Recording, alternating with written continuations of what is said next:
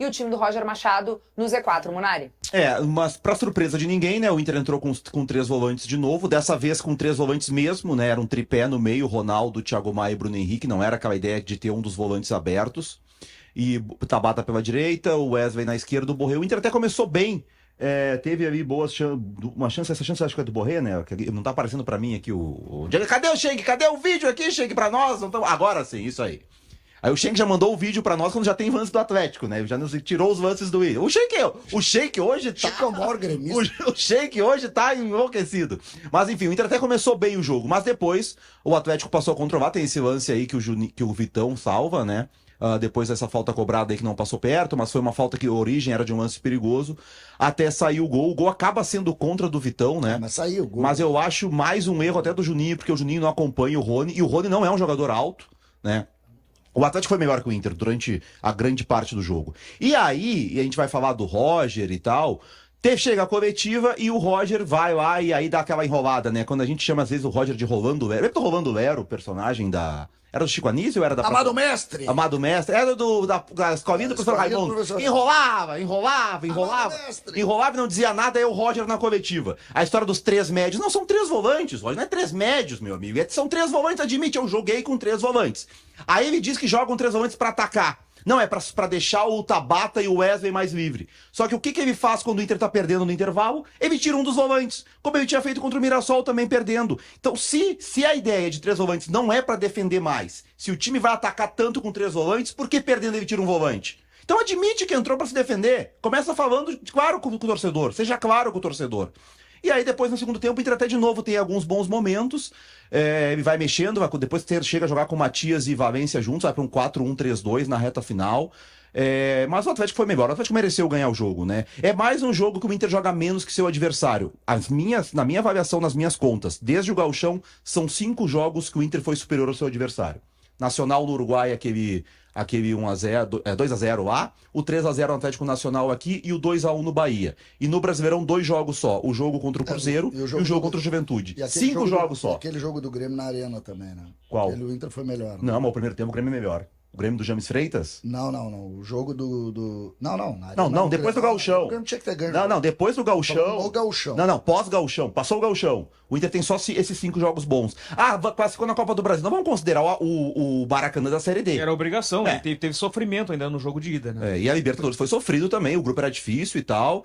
Mas assim, e o Brasileirão é uma campanha ridícula, gente. 2 vitórias em 12 jogos. Repito, é a pior campanha do Inter na era dos pontos corridos. E o Inter jogou Libertadores um monte de vezes nesse período aí. Não faz aliás, sentido. A justificativa da diretoria de que o Inter se dedicou muito ao Gauchão e por isso seria consequência na sequência do calendário, eu não vejo como algo viável, até porque o Gauchão ele foi disputado do início ao fim sem outro torneio, né? Depois o Inter tem um intervalo de 1 semana até jogar contra o Flamengo, para no meio da semana seguinte começar a Libertadores contra o Bahia, e aí sim, maio e junho são de calendário apertado, abril, maio e junho de calendário apertado.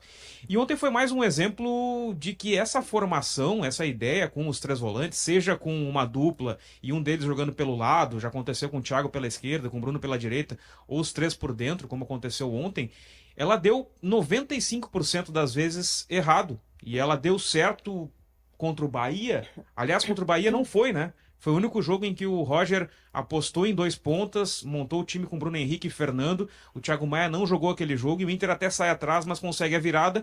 E é o jogo mais marcante do Inter pós Campeonato Gaúcho, que é a virada contra o Bahia, que garantiu a classificação às oitavas de final da Libertadores. Então, ficou claro que assim... Tem que ter dois jogadores e ter um poder ofensivo maior, mesmo em casa ou fora de casa. Eu até concordo com o fato de que, se a gente vai olhar a tabela desde o início, um jogo contra o Atlético Mineiro fora de casa, ele pode ser considerado perdível, mas não para um time que tropeçou em casa contra o Mirassol, que foi jogar contra o Sport fora e também não conseguiu sustentar um resultado contra o último colocado. O Inter perdeu para o Palmeiras em casa, um jogo que, por mais que seja contra o Palmeiras, não pode perder, enfim. Então... Contra outros adversários, como o Atlético que oscila na tabela, também tem que pleitear mais. Não simplesmente entrar pensando em não perder. Eu acho que a frase do Munari sobre o número de jogos que o Inter foi efetivamente melhor que o adversário é o que deve nortear o pensamento de quem quer a evolução do Inter. Porque tu perder jogos pontuais, pode até muitas vezes jogar bem e perder um jogo e sair com a sensação de que tu competiu, que tu, entendeu?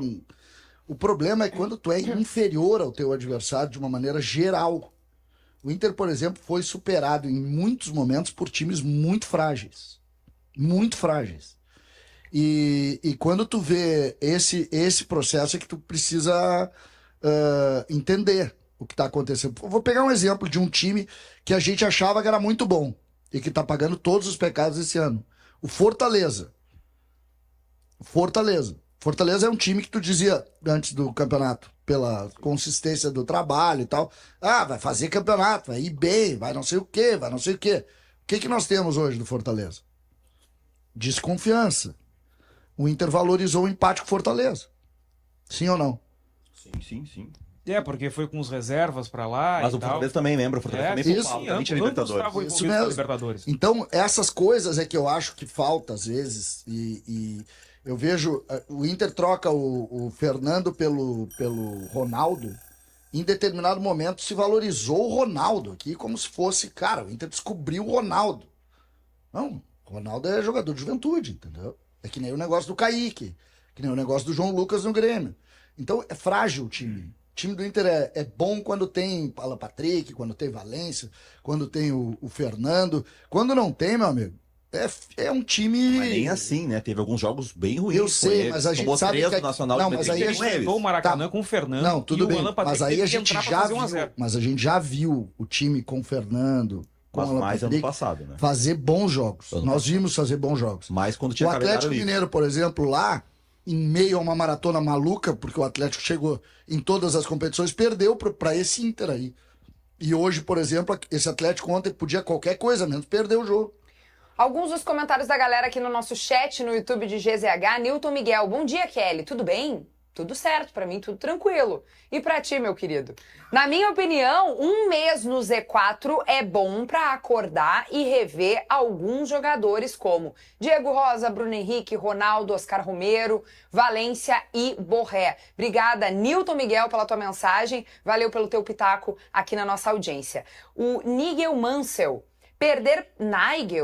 Desculpa, perdão. Nigel Mansell. Nossa. Nigel Mansell, Muito piloto de Fórmula 1. Piloto de Fórmula 1 campeão em 1992. Isso, só que ela não era nascida. Perdão. A Kevin Não, não, eu era 92. nascida Não, em a Kevin 92, começou a ver mas Fórmula 1 Dei com uma viajada aqui. Nigel Mansell mandou Ela o seguinte nascida pra em gente, 92? ó. Claro, Não. nasci em 90. Ah, é? Achei que fosse 93. 1990. 35 aninhos esse ano.